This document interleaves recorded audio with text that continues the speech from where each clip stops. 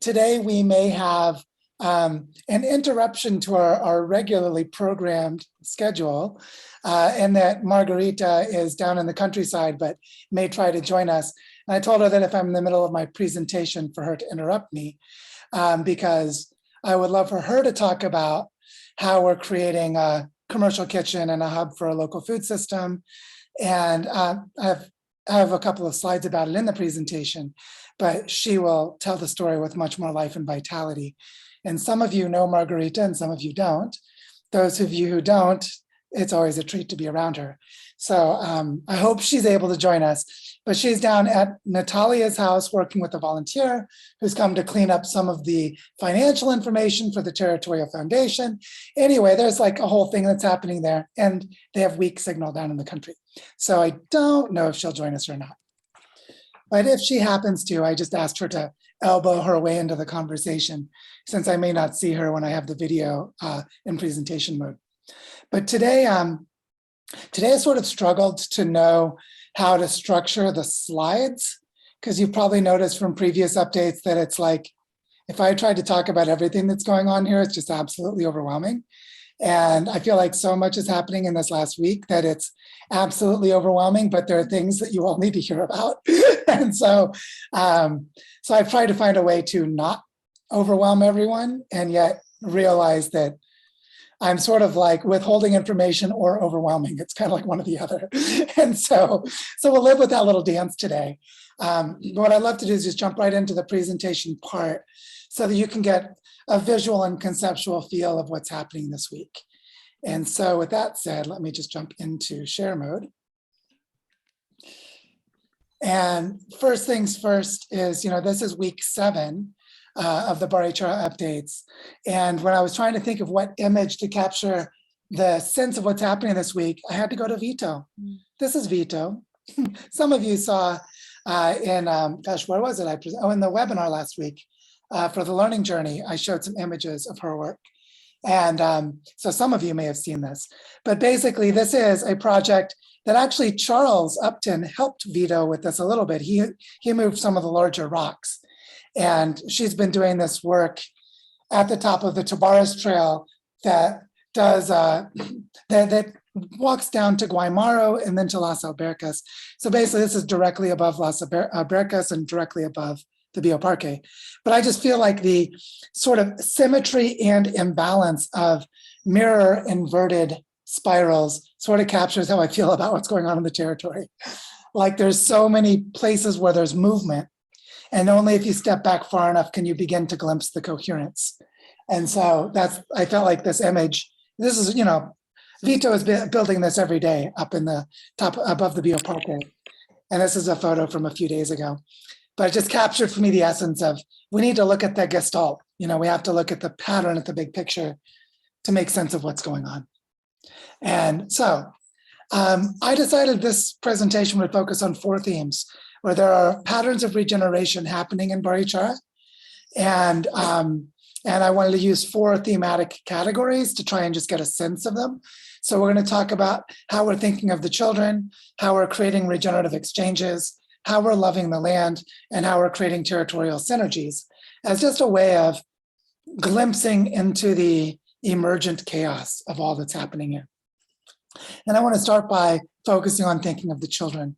In one of the previous Barichara updates, I had mentioned that we were starting to envision a way of birthing regenerative education in the community. And we've just been continuing that work, and a lot has happened in the last week. And to begin talking about how we're thinking of the children, I want to show you 2 of my favorite men in the community.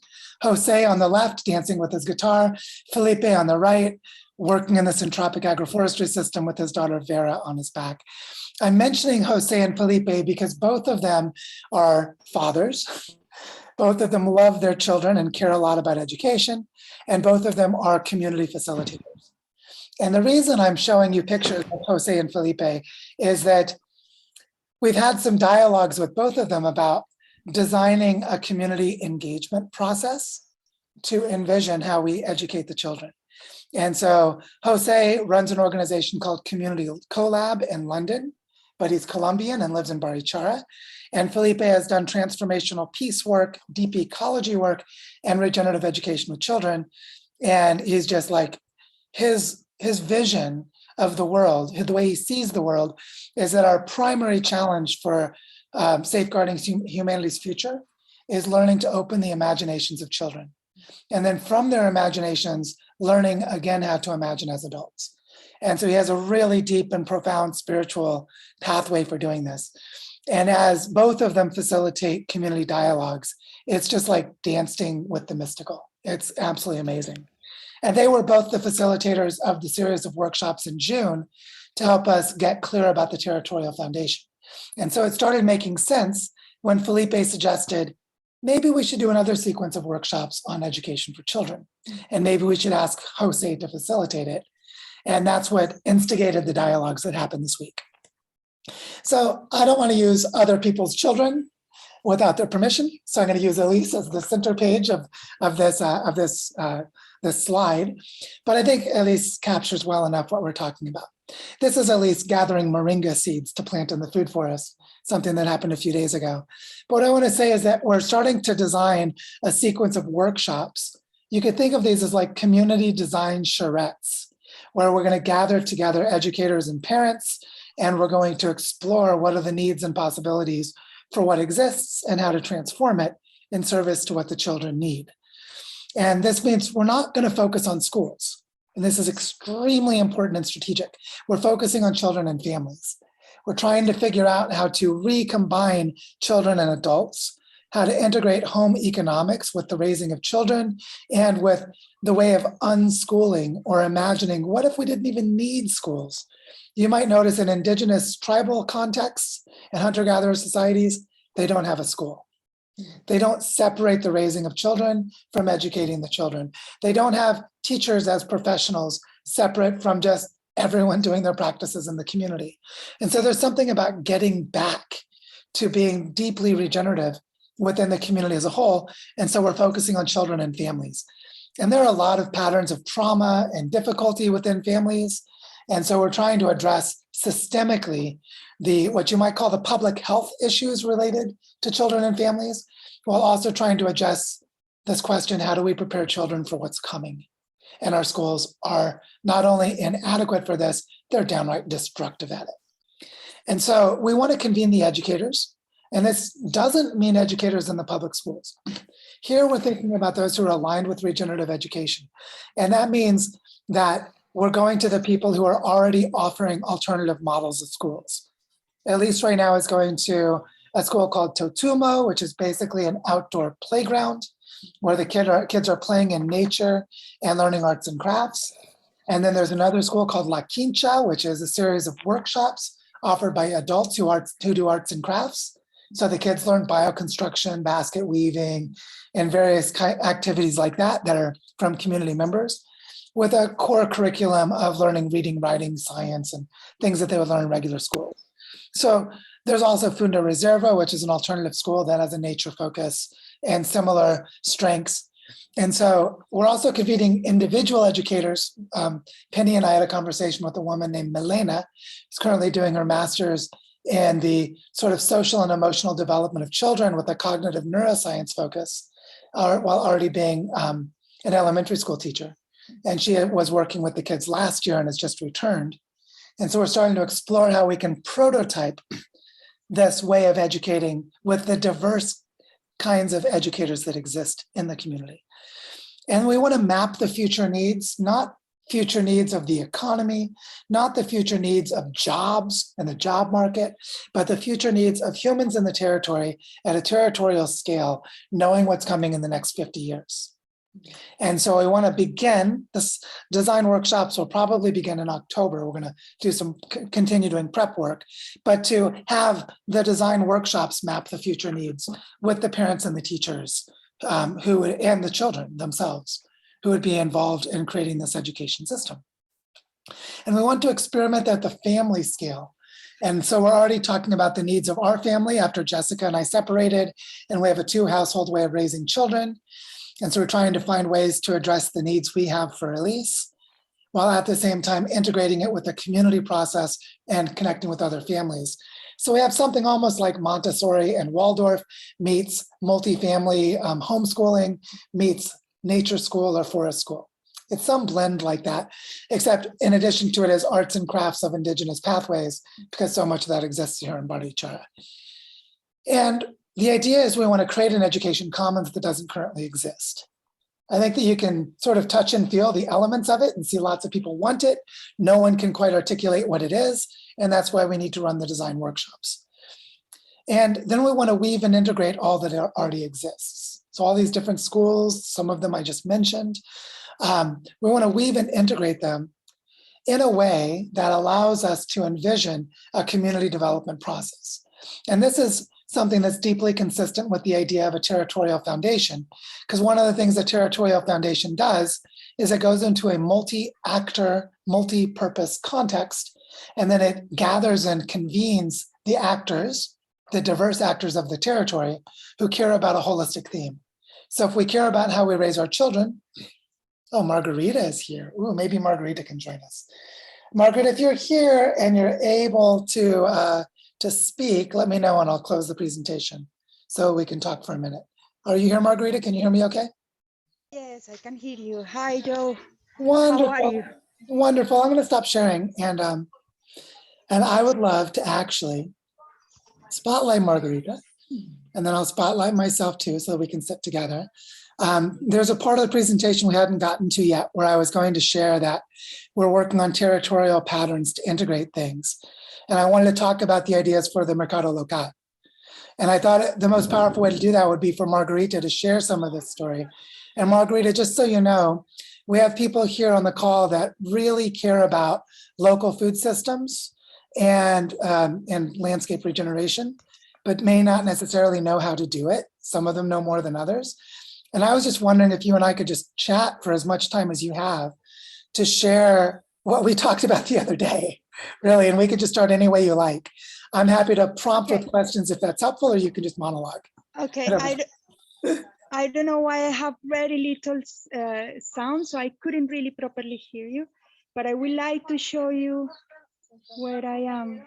I don't know, how do I move, turn around? Anyway, I can, but at the moment, I'm here with the Association of Mujer y Vida, which is, they are distilling in this moment lemongrass. So we are doing the evaluation to see how we can support the whole process of transformation, which is not just using the plants, but the process of transformation of the community. So I'm going to show you a little bit the meeting. Hola, Nata, ¿cómo estás? So this is, we are doing the report for the people who have support them. So, which is very interesting because this is a real actions, we are real valuing their own resources. And if you want to how can I explain? If you want to really being able to have a well-being or being well in this community, you have to recognize and value your own resources. And then you will have some, you know, if you value, other people will value. That's the main point. But I know you wanted to talk about the Mercado Local, Joe. Yeah, because I'd love to talk about how the Mercado Local can connect to syntropic agroforestry. And so if you want to talk about the commercial hub, I can pick up on the rest later. Okay, the Mercado Local, in this moment, it was born by the initiative after pandemia. The owners, obviously they have their own business and everything, so they feel that in this moment they should pass it on. So the idea the thing is that the Mercado Local have huge impact already in the community in just 2 years that it's been running on. Why is so important? Because it can be a hub, not just to sell products, but also to support more deeply the process of the all producers in the community. And from that, develop workshops, training, so many things that are already happening but the mercado local will help us to have, no focus in one person, for example, no focus in my work because it's my work. Now it's no longer my work. It's the community hub, the mercado local. So it's nice to detach a person of the projects and really let the community have this movement and this place where definitely it can have a huge, even bigger impact than it's already having in the community. I don't know if that makes any sense to you all.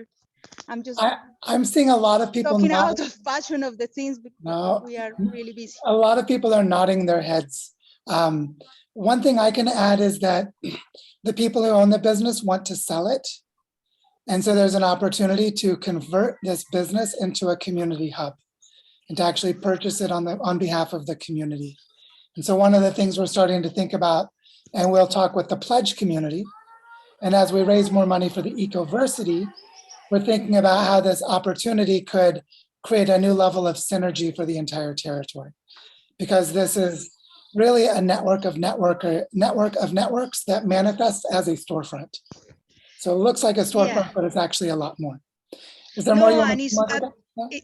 It's a big net, it's not just one thing, it's so many things that have been moved through this initiative and to be able to create things that actually help people from the territory. So it's nice to support each other.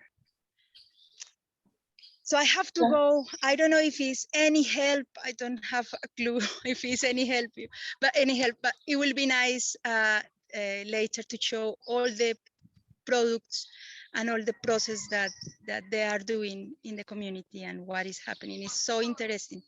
No, thank you, Margarita. Thank you very much. I'm glad you're here just for a few minutes. Y dices hola a todos los amigos para mí, por favor. Okay, I will. Then, all right, thank you, Margarita. Bye. See you. One thing that I can say briefly before we go back to the presentation portion is that what Margarita is doing, as some of you know this, that I raised money to basically to liberate Margarita from financial pressure for an entire year so she could work entirely in service to the community. And we're halfway through that process. So when I talk about the Ecoversity having different learning centers, and I talk about a learning center is transformation of local food systems and healing of cultural trauma, I'm really saying Margarita and all of the networks that she touches is what I'm talking about.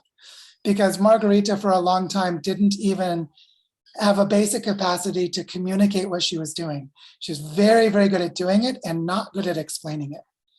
But luckily, I just saw a video produced by our own Earth Regenerator, Marceau, and his partner, Mercedes, that is not quite ready to make public, but they're in the final editing stages from the time when they were here a few months ago. That's an 8-minute video that shows in detail some of the work that Margarita has been doing in the community with English subtitles. So we'll have that available to share soon. And that emphasizes the importance of documentation, of how important it is for us to create this capacity to do interviews and documentaries and really capture the real people doing the work in the territory, because there's so much happening and it's really hard to keep track of. It's like, so we're building up that capacity, and I'll be able to share that video soon. But I'm really glad Margarita got to join us for a few minutes. And now, if it's all right, I'd love to just jump back into the presentation and continue weaving the dots, and I'll show you some pictures of the Mercado Local, because I have those in the slide deck. So let's jump back. So let me jump back forward through these. Oops, I should have jumped to the next slide. That's okay. So we talked about regenerative education for children, and now I want to talk about regenerative exchanges. And so the regenerative exchanges, this is really about how do we find creative ways to operate as though we're an economy, whether or not there's money, or how do we remove money when the money gets in the way of the relationships we want? And this leads to a really interesting thing that happened this week, which is that Paco, our beloved syntropic agroforestry teacher, has returned from traveling, giving workshops all over Colombia, and he's come back to teach syntropic agroforestry again. And so Paco has returned, and he wanted a different place to live. He wanted his own space. And we started talking about what is the best way we can give him a really nice place to live, where he can have the quiet and the solitude that he needs for his studies and his preparation and his work, and for him to take breaks, because we send Paco out like every single day to different fincas throughout the territory. And he's just teaching everyone pruning techniques and planting techniques. And he's got basically, so like a group of followers everywhere he goes, learning things from him. And so he needs quiet time for restoration. And so we wanted to find a place to house him. Angela, hello Angela, can provide housing for Paco. And she had already talked to him before he left about a month ago. She talked to him about how she could do a work exchange, that he could live in her hotel in one of the rooms and in exchange do some work for her. But during the time between then and now, we became more clear about how the Center for Syntropic Agroforestry is going to work. And we didn't really know how to easily empower Paco to provide private consulting services that people pay for outside of the offerings that we pay him for in the Learning Center. And we're still not clear about that. And to stay at Angela's place would be expensive. So we were worried that there would be like a mission creep, that he may feel conflicted and need to do more work for Angela than he can for the territory. And as we started talking about how to navigate this, Natalia, who very briefly appeared in Margarita's call a moment ago, said, what if we do a work exchange? What if there's a way that we talk to Angela about exchanging Paco's housing for some work on the land? And that led to Antonio. That's Antonio. There's Lillian beside him. This is my Mary Poppins picture, because it was about to pour down rain. Oh my God, we had like a Midwestern thunderstorm about 10 minutes later. But what happened is we went to a 20-hectare piece of land called Monte Chico, and Angela does work with children and cultural preservation of the arts. So she offers trainings in natural fibers, natural textiles, and bioconstruction. And she has her own food forest on a private nature reserve here on the edge of town by her hotel. And she gets money from the Ministry of Culture in Colombia and the Ministry of Culture in France, where she has historic relationships, to fund all of this work for these knowledge transfers. And this 20-hectare piece of land is a place she wants to create a learning center and make it part of the Ecoversity. So we started talking about how could we restore some of the terrible erosion on this land in exchange for Paco working on the land. And Antonio was here for just a week. Sadly, he left on Tuesday, and he had bought a drone before coming here. So he flew the drone to map the land, because we wanted to regenerate this in exchange for housing. Lillian and Penny can both speak to what it was like walking on this land. But this is only one moment of terrible erosion channels spread across 20 hectares of land. And what we wanted to figure out was, if we create a drone map, just fly over and look at the land, could we design an intervention that would not be so much work that it pulls us away from the territorial focus, but is just enough work to form a deep personal relationship between Paco, myself, Angela and her project, and the Syntropic Learning Center, so that we can pattern yet another demonstration site for the territory. Because every workshop we offer to the community becomes a community demonstration site. The first one was in the Bioparque. The second one in 2 weeks will be at a community garden called La Huerta Comunitaria. And the third one will be about restoring a watershed. And it seems we may have our fourth, which is stopping erosion and doing landscape restoration together with syntropic agroforestry for natural textiles connected to an education program. And so we went and met and had this conversation. And the thing I want to emphasize is this is about regenerative exchanges. This is about saying, yeah, we have the money in our budget. We could pay Angela for Paco to have a house to stay in. But because we have so much trust and we're so aligned in mission, she had Paco move into the house before we'd made any agreements. That we knew that in good faith, we'll find an agreement that makes sense sometime this week. And part of the process was to go and map the land with the drone. And so this is what we did. And now we're starting to envision a series of workshops that combine landscape restoration for stopping erosion with syntropic agroforestry, because Paco was already going to do the syntropic agroforestry work there. and have this additional work, which either I will facilitate or will find some external expert in watershed management and watershed restoration. Like I have the skills, but I don't have the time. So we're trying to find a way that either I can make the time or we bring in someone from the outside where we don't need to pay money for it. And we just create community relationships. And I wanted to name really quickly that the whole point of territorial foundations is to cultivate exactly these kinds of exchanges so that we don't need help from the outside, even if we don't have money locally. And so we're creating a model of the solidarity economy and this specific need for Paco to have housing and for us to needing to use the money in other places in the territory. And also for us needing to have other demonstration sites and a greater diversity of projects. So we're creating a win-win, win-win-win in all of these by just walking to the land and saying, let's stop this erosion and not give you any money. And so these regenerative exchanges are happening in Margarita's work. She could spend hours talking to you about it. And if you come to Barichara, she will. But I just want to show you this living example that we're living in right now, this week as we're learning how to do the work with Paco and Angela. Now, I wanted to just remind us that as all of this other work in territorial governance and alliances and envisioning institutions of the future, all that's happening, we would get confused and lost if we didn't stay in our land connection.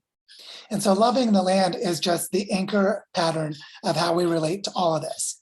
And so one thing that happened was Penny and I walked Oriental Agua, and we saw some of the work that other earth regenerators have been doing there that we weren't, I wasn't able to participate in, but Penny was.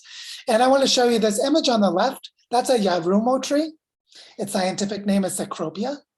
And that tree is planted to build soil. That's a tree you can basically plant in clay-like concrete or concrete-like clay, and it'll just drill its roots down into the ground and allow the water to infiltrate. But what they did is they took their learnings from the Syntropic Agroforestry workshop and started planting a diversity of plants beneath it. And look, our desert, a hard-packed clay desert in Oriental Agua has a new oasis around the Yarumo tree. And they've been doing this for about 20 of the Yarumo trees, with the plans to do it for about 150 more.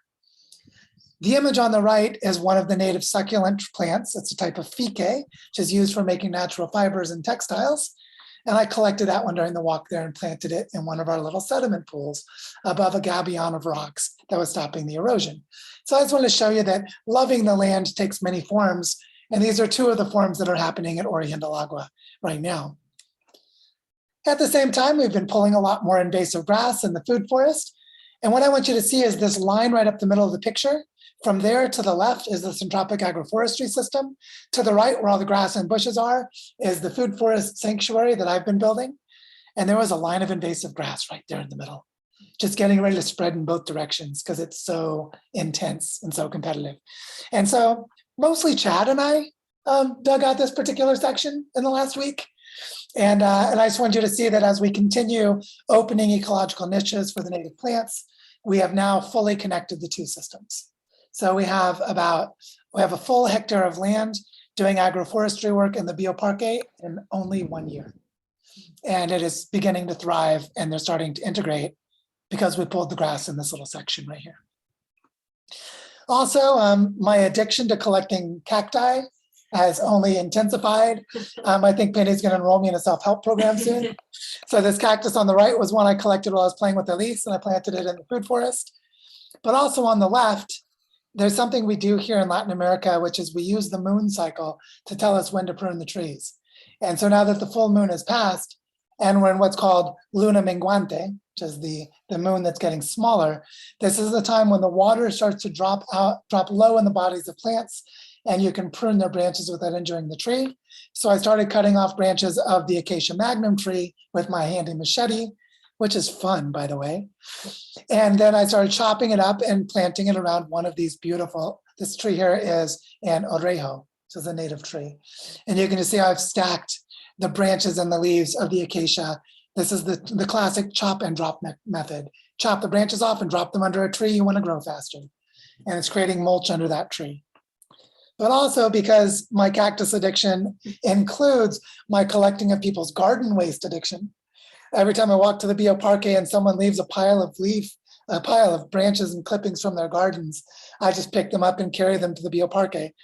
And so I just can't help myself finding creative ways to make salad from using my machete and planting it around, in this case, a living fence of baby trees.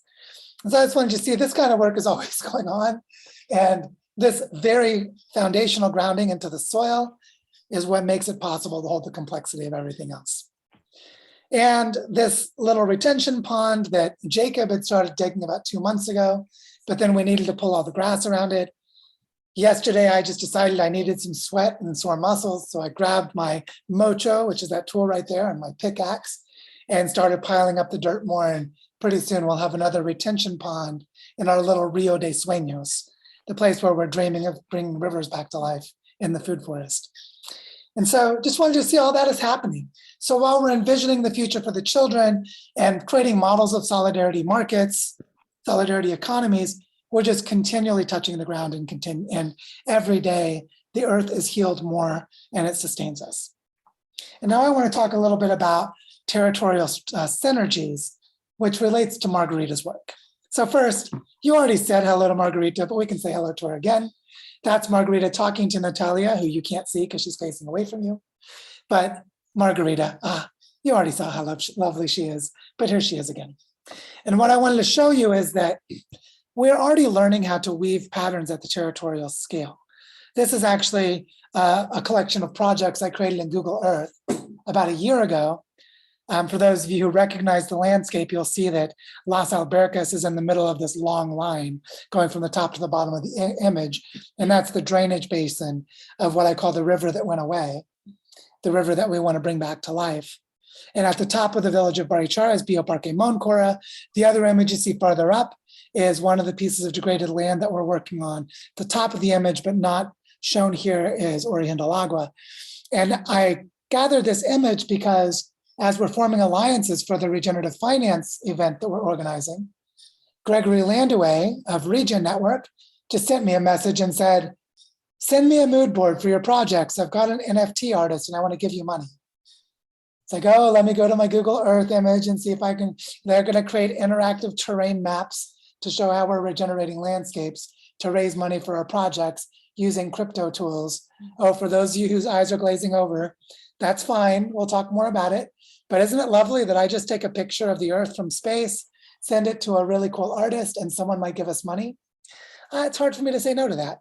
So as we're forming these alliances, they're just causing us to remember to look at the territorial scale and think about how we're weaving it. And I wanted to tell you that the weaving of the patterns at the territorial scale is connecting the local to the landscape. And so the local part, this is the Mercado Local. It's also called Mercado Nomad. Some of us who are here in Barichara have had lunch here. Some of us know that they have a really delicious creme brulee. That would be Penny. Yeah, you can get a good creme brulee, Lillian. But what I want you to notice is that the shelves are filled with handmade local artisanal products. Everything on these shelves is made by someone who lives in Barichara or who lives in the surrounding countryside within 10 kilometers of the town. And notice the quality of the packaging. Notice the quality of the marketing. Notice the quality of the presentation. Because what they're doing is they're showing the wealthy tourists from Bogota and Bucaramanga that they should be supporting local people by buying the delicious chocolates and granolas and coffees and marmalades, olive oils and honeys. And also it's showing the local people that they can take things that they have lying around on their farms and turn them into something beautiful. And people from the outside that they admire, because rural people tend to give too much admiration to city people, that the city people will actually give them money. And this is creating a sense of pride in the local people, which is a major part of the cultural trauma healing work, is how to help people restore their local identity and connection to place while creating alternative economic models. And I just want to show you a couple of things that are in the Mercado. First of all, Alejo's cookies. Alejo is 13. Alejo is a young kid whose dad, Paul, is the person, Paul and Emerita are the ones that on their goat farm, they donated the space for the community garden during the pandemic. The same community garden where the Centropic Agroforestry Workshop is about to happen. And on that land, 16 families are creating food subsistence through the community garden. And Alejo learned how to make cookies and Chop, smashing young, awesome entrepreneur that he is, he's selling delicious cookies, mostly to me, I think, because I keep eating them, that he sells in the Mercado Local. But also Flo, who's actually a French man, who's one of the co-owners of the Mercado Local. He's married to Natalia, who's a green architect. She makes the delicious handmade breads in this market. Well, Flo likes to make different kinds of sausages. He likes to make pâtés. He likes to make rillettes. So basically, he's taking the greasy, fatty meats and turning them into yummy things for those who like that sort of thing, and selling them right there alongside Aleo's cookies. And then Cafe Umano is a network of 14 farms doing regenerative agroforestry, and is a model system of cooperation. And they make delicious coffee that you can buy in Mercado Local. Irvi, if you could mute yourself, that'd be nice, because we can hear you, whatever you're doing. Thank you. So I just wanted you to see that this place is, it's like a high-end store in a little rural town that's showing the country people to be how they can be proud of themselves for everything that they do. And the thing is that Mercado Local is for sale, but not to just anyone. They want to sell it to Margarita because they trust Margarita to maintain the project. And Margarita said, I don't want to buy it. I want the community to own it. I want to create a community commons. And so what we're starting to think about is how we can create a commercial kitchen in Margarita's house, which is already a learning center, and connect it to this food store, the Mercado Local, to create a hub of local food systems. And then connect it to the network of agroforestry and the 14 farms of Cafe Umano that I just mentioned, and the Centropic agroforestry learning spaces where, just like Angela's land, where we're doing the work exchange for Paco's housing, we're gonna have agroforestry projects throughout the whole territory. And the idea is this hub can become a learning space for workshops, for trainings, for documentation. It can become connected to the media center we're going to create. And so what I want to say here is, as we're raising money through the pledge community and people ask, what's the Ecoversity and what's it going to do? Well, it might just happen to decide that it wants to buy Mercado Local and give it to the community. It might decide that it wants to support 2 years of Centropic agroforestry workshops connected with food processing workshops and plant growing workshops connected to this food hub. And so what we're seeing is that the transformation of the territory is beginning to happen through the potential synergies of these projects, that these are not separate projects. There's a way of seeing the pattern that allows them to integrate. And what's starting to happen is it is becoming visible and clear with a story we can tell how the transformation of local food systems and Centropic agroforestry and other projects like women's healing circles that are happening in the countryside as well, connected to cultural trauma from the history of violence in the territory, is enabling people to cooperate differently. And some of you know that cooperation is the key to restoring watersheds. And part of the key to restoring watersheds is reforestation, and then we've completed the loop. So the realization here is that we're starting to be able to tell the story of the synergies as we're raising funds for the Ecoversity, and we're identifying priority assets to convert into community commons as we're doing this work. And this Mercado Local just presented itself in the last 3 days as a strong contender as one of those community assets. So I just wanted you to see how this, every week it gets more clear, every week new pieces come into focus, every week the integration moves further along. And that's why we need to be pulling grass and digging holes and doing things to ground ourselves to be able to maintain our understanding of it all. But I have to tell you about these two beautiful women. That's Ceci and Tanya. Ceci and Tanya are wonderful friends. They are on the team implementing the workshops for Centropic agroforestry. They're strong advocates of veganism and animal rights. They sell their vegan products in the Mercado Local, and they are powerhouses of this territory for creating transformational change. And what I wanted to tell you is that not only is Margarita one of those people that represents a network of activities, but there are networks of networks of networks, and they're embodied in the human beings. And now that Tanya and Ceci are helping create the Territorial Foundation, helping us run community philanthropy events, helping us plan and organize workshops for Centropic agroforestry. When we raised money for Centropic agroforestry, it was to hire both of them for the Centropic Agroforestry Center. And they work with Paco, who's teaching the workshops, but Ceci is a communications designer, so she's helping improve the education materials. And what I want you to see is that these women represent the real regenerative economy. The real regenerative economy is how human hearts relate to action within their relationships to their neighbors. And so Tanya and Ceci are just absolutely wonderful. Some of you know Tanya because she's been active here in ER, but I just wanted you to see that they represent this relationship of territorial synergies. They are bringing the workshops in syntropic agroforestry to the entire territory while selling their own products to the mercado local, while working closely with Margarita for a long time. And so I just wanted you to see that the coherence is in the human webs of relationships. That's where the territorial coherence comes into being. And by the way, Sassy and Tanya are just as huggable as they look. They are wonderful, wonderful people. And I just wanted you to see their smiling faces. Oh yeah, and of course, Lilian arrived. And this is where a new integration begins. I just wanted you to see that Lilian and Antonio were walking together. Lilian, forgive me for the photo. She thinks this photo is awful because she spent 52 hours getting here with a story of collapse of the transportation system that could be educational for all of us. And after getting no sleep for like 2.5 days, this is her visiting the bioparque instead of going to sleep without her luggage or any of her things because they were missing for 2 more days. So I apologize, Lilian. I just wanted a picture of you and Antonio together. Because see, Antonio was here for a week and then he left as we started envisioning this regenerative finance event we're doing in October.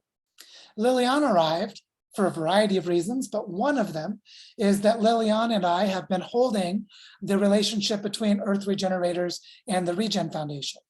And she's very active in the ER Fund governance group and is holding the need for coherence across a variety of things in ER. And so when I say integration begins here, what I mean is a lot of the confusion in the last few months about Joe raising money, maybe with crypto, buying land, what is all this stuff? There's a pledge community. How does this relate to the ER fund? Ah! I think Lilian is here to just help us hold the space of that a little bit clearer as we figure out how to go from to and we're not there yet, but we're working on it.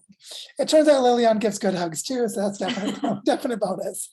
But I just want you to know that because we're making lots of progress with the pledge community, how the pledge community relates to the learning journey, how the learning journey relates to forming alliances. Antonio and I have been exploring fiscal sponsorship and strategic relationships with Regen Foundation, Regen Network, Cello Foundation, the Ethereum Foundation, Commons Stack, Commons Engine, and about a dozen others. And all of them are saying, holy shit, I don't want to miss this event in Barichara. And it's sort of just making itself. And so what I want you to know is that without going into all the details of that, because there's so much happening, just want you to know there's lots of progress. And when I say here that the integration begins with Lilian's arrival, it's because as we're trying to create this coherence across all the different parts, one of the things that's needed is how to see the ways that informal human relationships intersect with institutional structures, mostly in bad ways, mostly in ways that don't work. Lilian's experience with the transportation system getting here was an unfortunate example of that, but also the last 6 months of trying to figure out how the Regen Foundation can just give us Regen tokens so we can use them when the whole nonprofit world doesn't know what to do with cryptocurrency is another space where these institutions and informal relationships don't play well together. And so as we're forming alliances and learning different ways of collaborating in these open ways, these multifaceted ways, it turns out that the need for integration is always about our human relationships.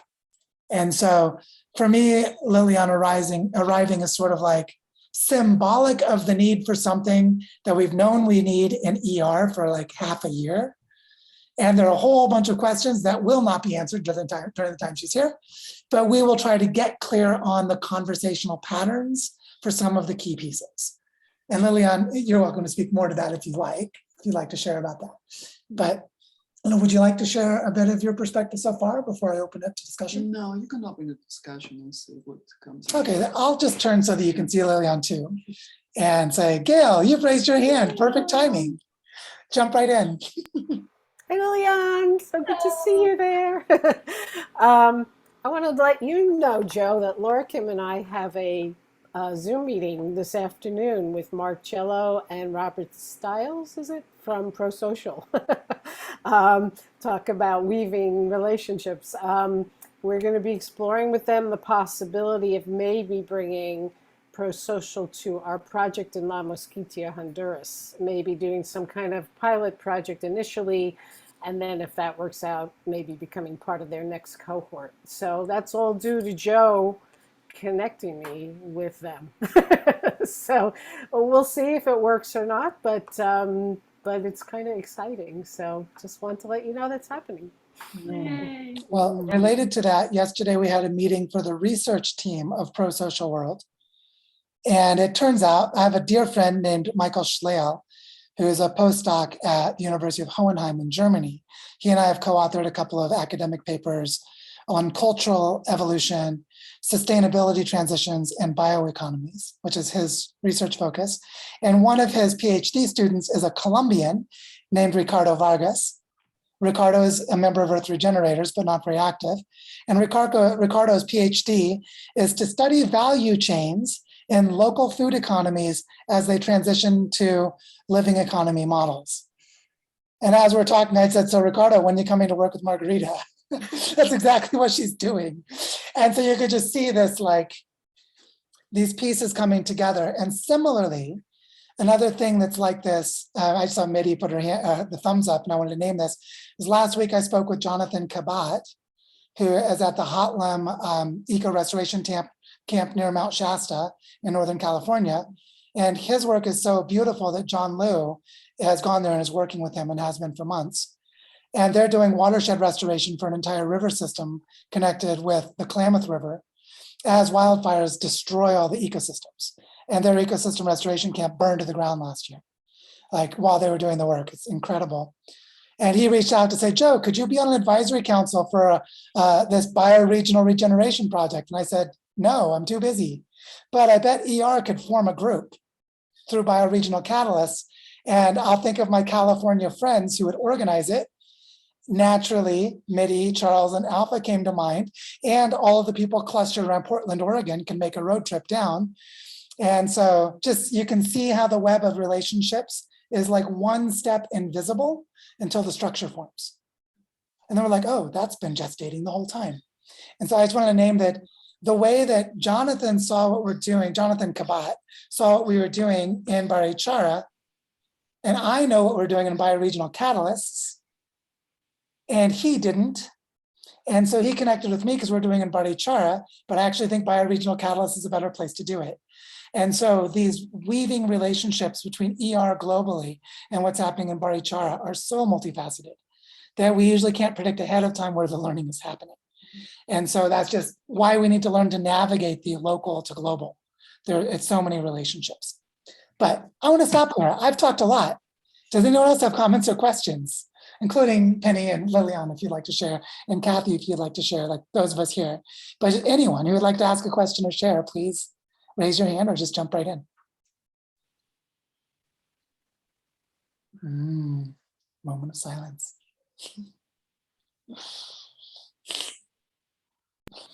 I'll share one more thing. We have some exciting things happening with One Earth right now.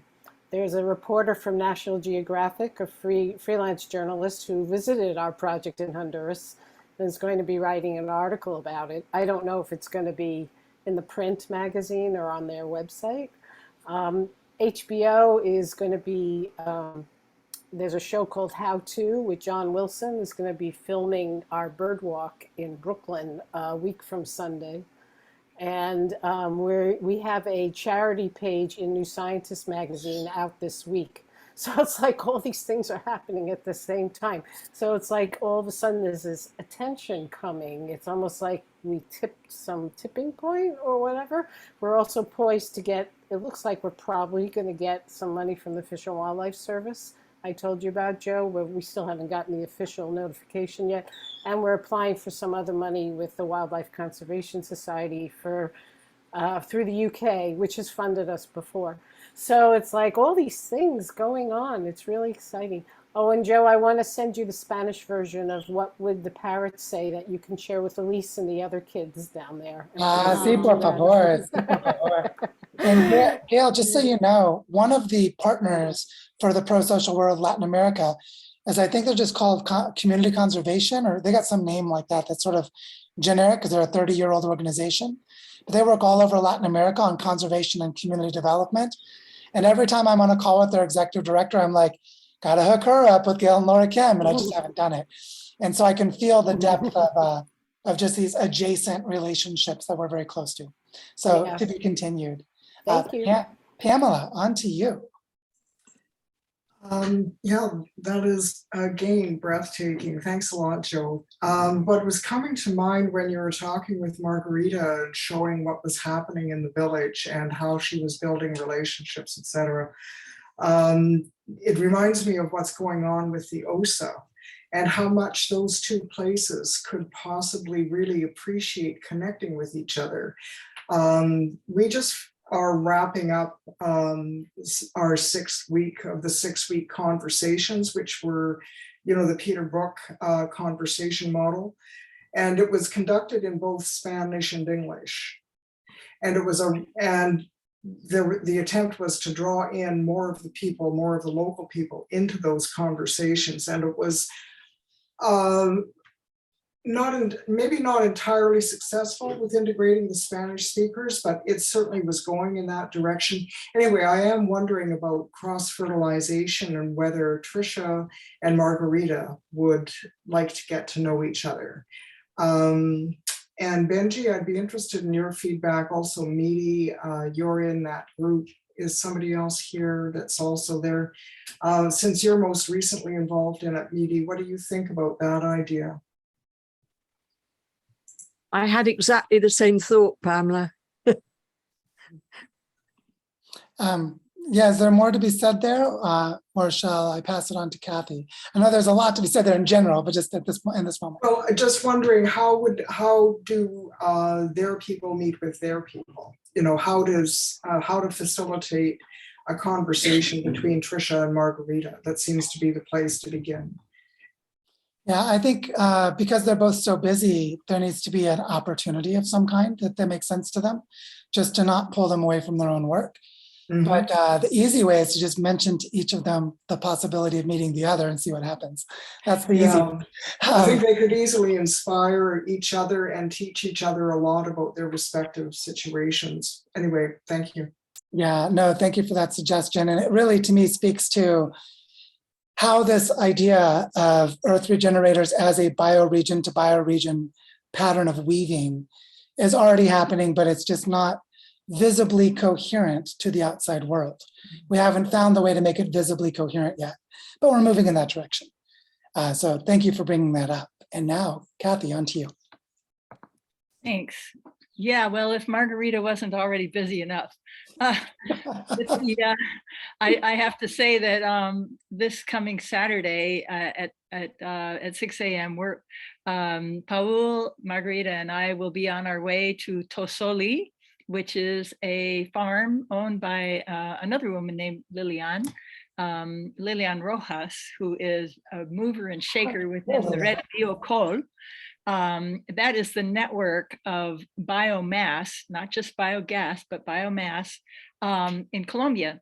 She has been working with biogas digesters for 30 years on her farm. She has 9 of them on her farm. She does all her cooking and much more with the gas that's collected. And she just knows her stuff. She came last week and we visited Paul's site to take a look at where the best logical place would be to locate the biogas digester and figure out a few things with that. So I'm just really excited to get to see this. And Margarita, I must say, is the one who, ever since I first brought up the subject of biogas last year, she's been educating herself and connecting with Red Biocol and particularly with Lilian. So once again, Margarita really rocks. Everyone, just a moment of silence for Margarita. Thank you, Kathy. I think it's so important what you're doing to just be like, you're sort of a catalyzing inspiration in this.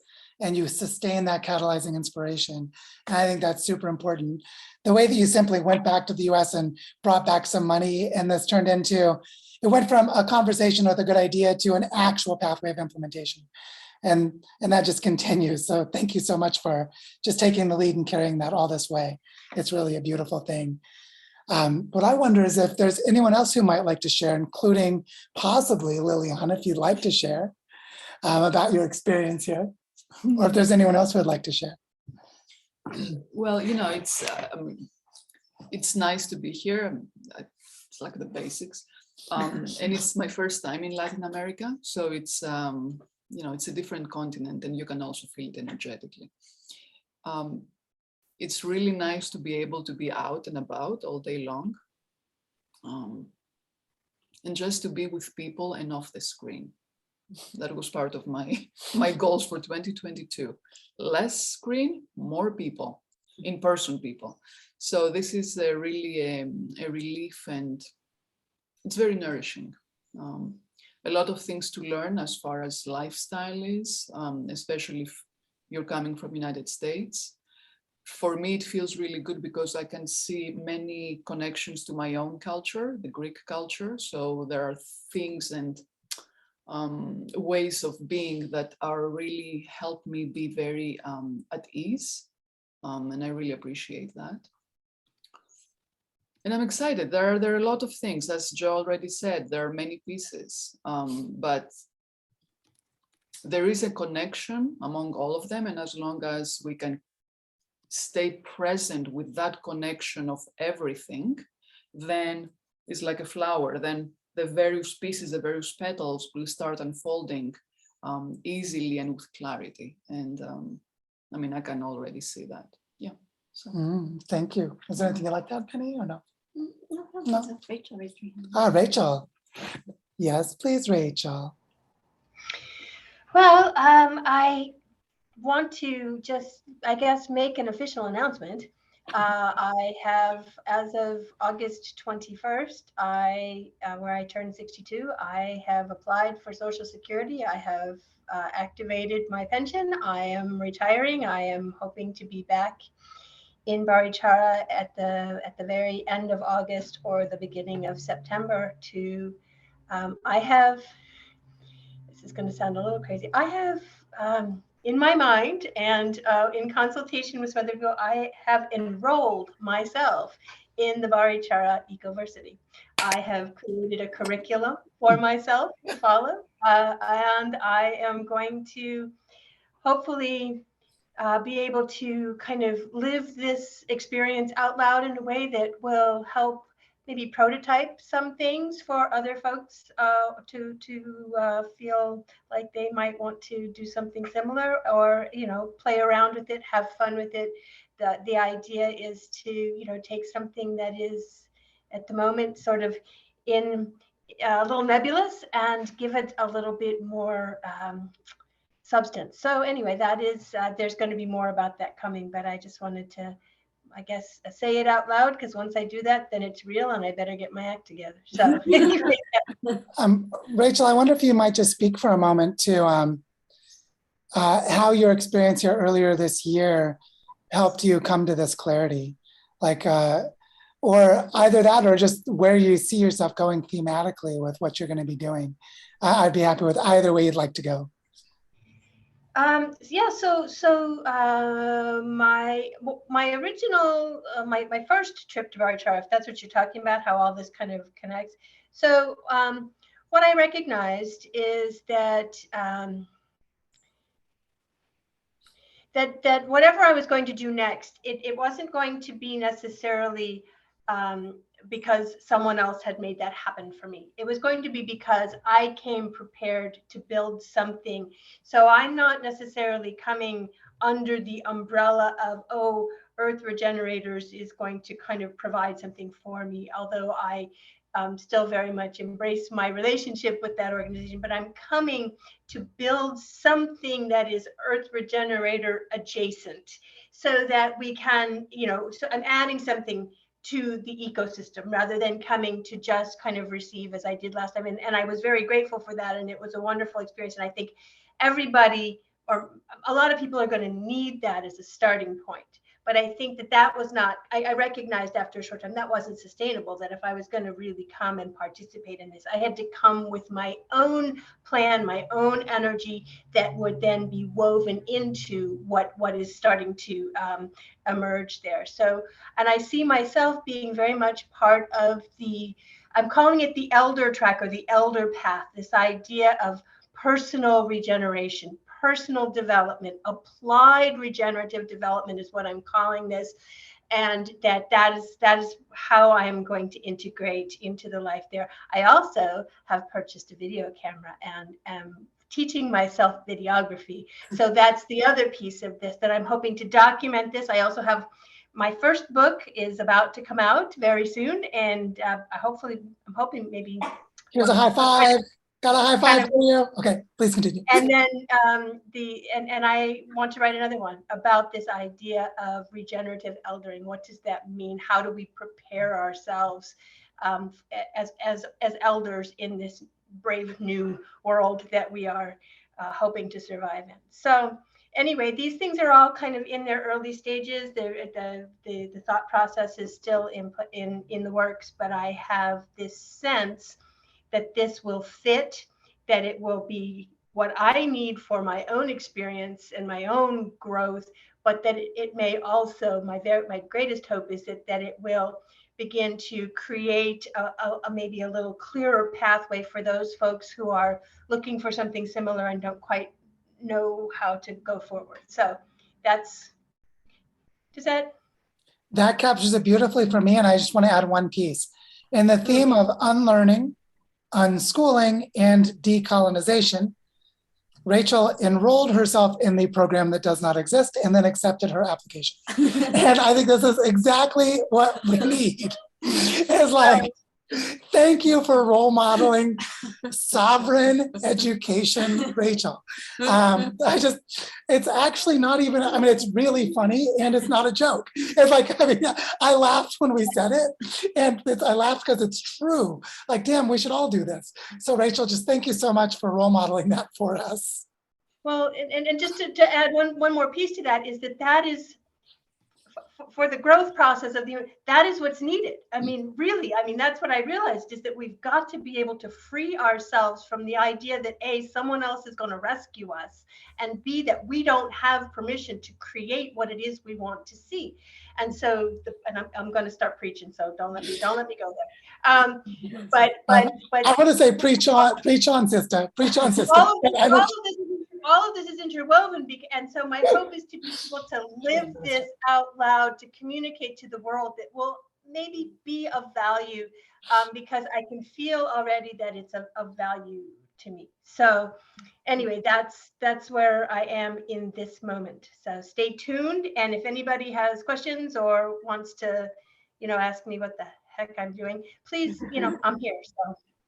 Thank you, Rachel. And I have a feeling you and Benji are going to collide with Barichara soon.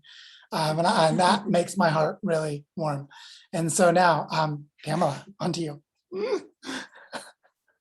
Yeah, I just want to applaud you, Rachel. I think it is such an incredible bit of trailblazing that you're doing, and just insanely gorgeous that you're actually creating the ecoversity by being the ecoversity. It just tickles me no end. And if on the subject of the eldering track, I highly recommend you get in touch with Gail Burkett, who has studied that for a long period of time. You will really enjoy having conversations with her. So anyway, utterly chuffed. Thank you so much for doing what you are, being what you are. Pamela, and now on to Gail. It just occurred to me, Rachel, that if you, once you're settled in, wanted to set up an eldering group or something, that's something that would certainly interest me, and I bet there'd be others as well. So, yeah, let's keep that in mind. Maybe you can all enroll in the program, and then you will be in the same class. Yeah, if you want to be outstanding in a field, it's better to stand out in the field with your friends. So I think this might be a good place for us to end, and I know Urvi needs to go anyway. Oh, she just did. And I just want to say that as we're continuing in this journey, there are a lot of things that are moving. And I think the part that's most powerful is just how the weaving occurs on its own. Like we just create the context in which it occurs. And then we just be mindful to the living essence of the weaving itself. And as we do that, we'll feel into it and we'll move with it and we'll find ourselves connected. And you saw Margarita was just like walking around with her phone as she's connecting with everyone in the community. She's just the weaving happening. That's what Margarita is. And we can all learn from that. And so I'm thinking, like, Tyler, as you're getting ready to come here, one thing you might do is talk to some of the people who have already been here, including to Rachel, and just get a feel of what it's been like for them and how to prepare yourself, because you're part of the weaving process. And I'm just holding this awareness that what I feel is about to happen is we're about to go through a big transition. And the transition is going to include a lot more clarity of what Earth Regenerators is, meaning not what it has been in the story we tell of what it is, but what it actually is now, because it's been changing. And that will be a big story update that will internalize over a period of time. And that what we're doing right now to prototype a model of regenerative finance with this event in October, it's hard for me to describe the size of the potential of it, because Antonio and I work from such different ecosystems that we're weaving together a very diverse ecosystem of action, which means we cannot predict what's going to come out of it. But it could be really big. And we're already talking about scalable, decentralized governance and finance tools. And that together is like what happens when the global financial system's going down. I mean, we all saw the heat waves this week. What's going to happen when these precursors of abrupt climate change get done and the real signals of abrupt climate change, which, by the way, abrupt climate change has been happening since the 1980s. So we're very far into it. We're about to see some really dramatic changes. How do we live into these alternatives? And what we're prototyping is ways of doing it. So that moment with Paco and Angela and Antonio, I was like, the way that we just came together and improvised a different way. Like if there was no money, we all still would have been fine. Antonio had the drone, Paco had the skills and knowledge and desire to work, Angela had the house and the land, and I had the connection to bring them together. And Natalia had the idea to do it in the first place. And so it was like, we had everything we needed without money. And so, you could make the argument Antonio needed the money to buy the drone and all that, but that would miss the point. It would miss the point that the fact he had that money to buy that drone is why we didn't need it. You see, it's like it's in the ecosystem already within our web of relationships. And so this is what's so beautiful about what we're doing is we're studying and creating at the same time and trying to figure out. So I'm really excited for when Benji comes, is this Bioregional Apprentice Guild or whatever it ends up being called. Like, we are it, but what is it? I think it'll achieve its articulation in a way similar to Rachel realizing what the Ecoversity was to her. Like Rachel didn't care what it meant to me. It was sort of irrelevant. It's helping her make a decision. She's creating her own internal scaffold for her own life. So it doesn't need me. She did not ask for my approval. She didn't have to. If she'd asked for my approval, it would have negated the whole exercise. She just came and said, what do you think? And I said, I love it. She's like, I love that you love it. But it wasn't for approval. And so you see there's this way that we're working now that's so different. And just honoring that. And just to bring this to a close today, I want to say that next Thursday, 1 week from today, Willem Verweerde of Common Land Foundation will be here. And we have designed a life-changing experience for him. And so I anticipate that our future collaborations with Common Land Foundation will be fruitful after 3 years of building the relationship. And there's another group based in Holland called the Mustard Seed Trust that has been approaching me to give us money for the work in Barichara and has been silent for a few months. So silent that they forgot to invite me to a meeting with me yesterday. They wanted to meet with me and they forgot to invite me. And we're rescheduled for Monday, where they probably are going to give us $25,000 to go into the Territorial Foundation, to go directly into these projects. And I say probably because it hasn't happened yet, but there's just like, there's something in the air about how right and necessary all of this is. And yay, Antonio has just joined us. Antonio, do you have a moment to share? Where are you now? Yeah, I just got back to my apartment in Puerto Rico. And you don't have to tell the story about your head unless you want to. I know it, but Yeah, let's just say I had a no, it's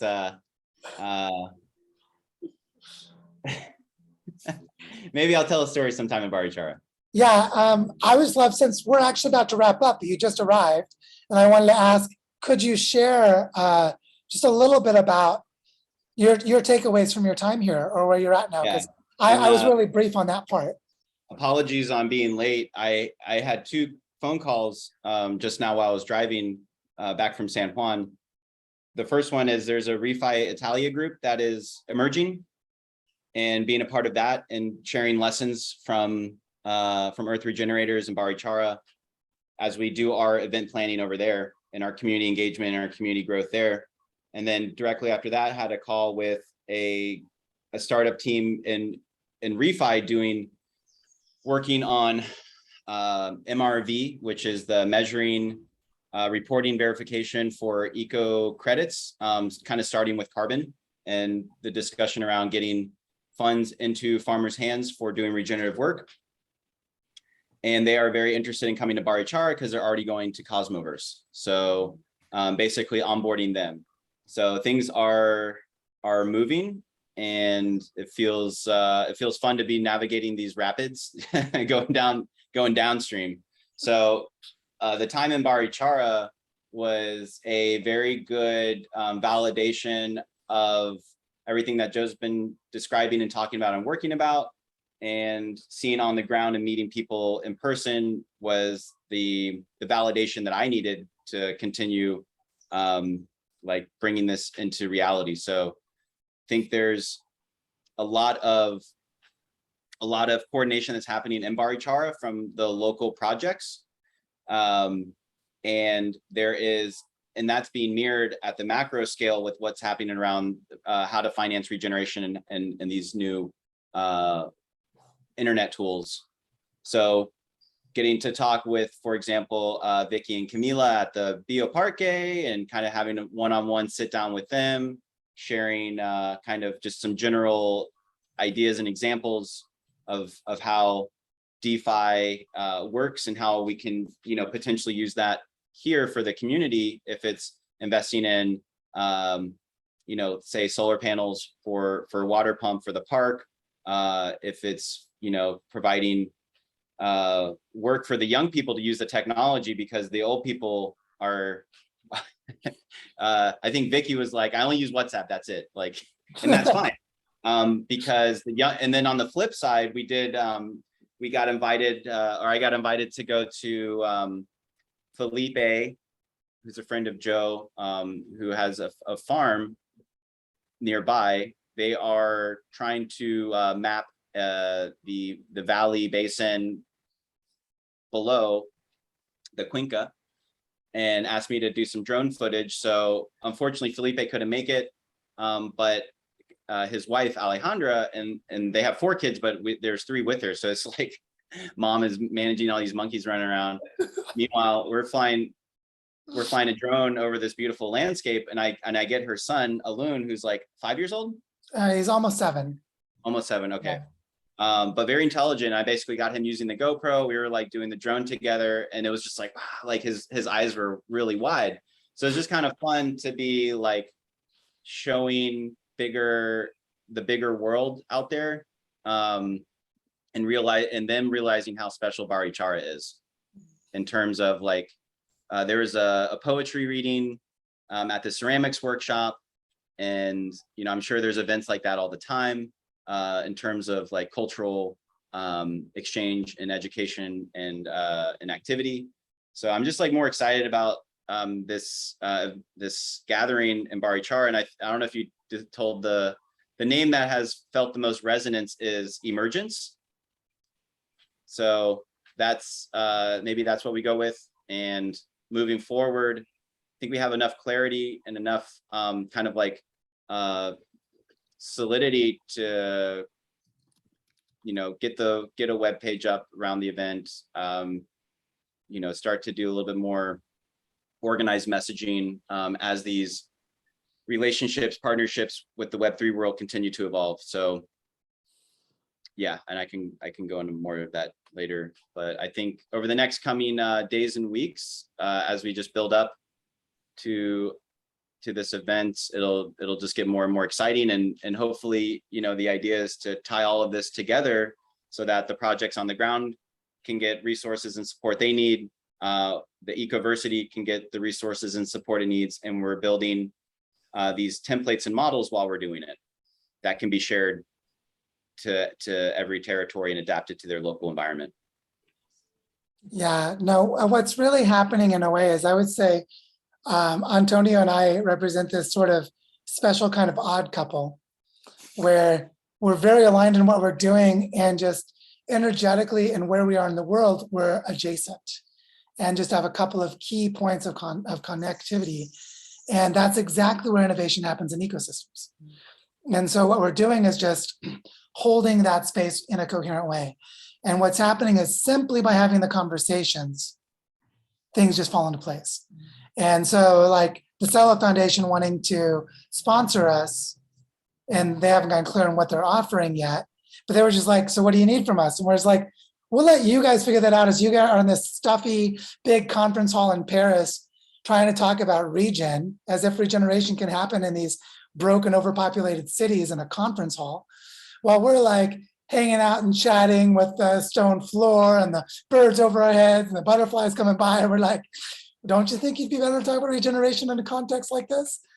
And it's just like the incoherence of what's happening in that world is like deafening. It's just deafening. And so I feel like the breath of fresh air is just to say, we want to create an experience, model on what we're doing next week with Willem Verwerda from Commonland, of field excursions to on-the-ground regenerative projects in the territory, connected with design spaces that are holding the dialogues that need to be held between the participants for them to be able to tackle systemic challenges, all organized around an experiential process that changes mindsets. So that those who arrive from Cosmoverse, the big event that comes before, will arrive into a need for a change of mindset, like, wow, we did a lot, but that was sort of terrible and I have to recover from it.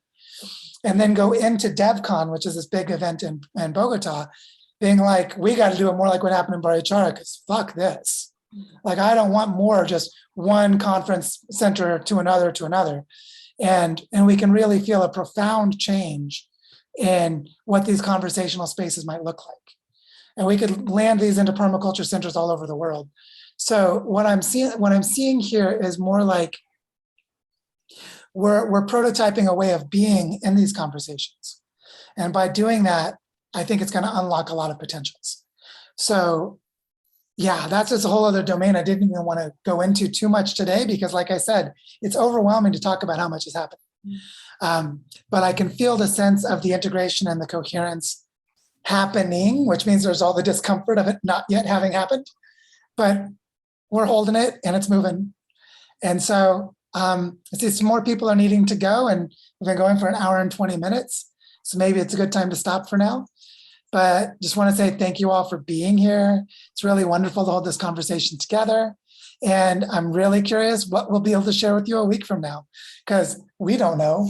I know a week from now, actually, we'll not have a Barichara Updates call on Thursday, because all of that day I'm going to be with Willem Verwerda. So I need to announce that we're not having the event that Thursday. So maybe we'll do it on Friday, or maybe I'll make a recording and share it. I don't know. I don't want to go 2 weeks and try to have to share all that happened. We won't be able to remember it. But c'est la vie. This is life in the middle of a big flow. So thank you all for being here, for sharing in this conversation. And if anything arises in each of you that you might like to get engaged in some new way, in whichever direction, into ER, into Barichara, whatever, let us know. We're all here to play, and we'll continue playing. So thank you, everyone, and enjoy the rest of your day. Bye. Bye. Thanks, Joe. See you. Oh,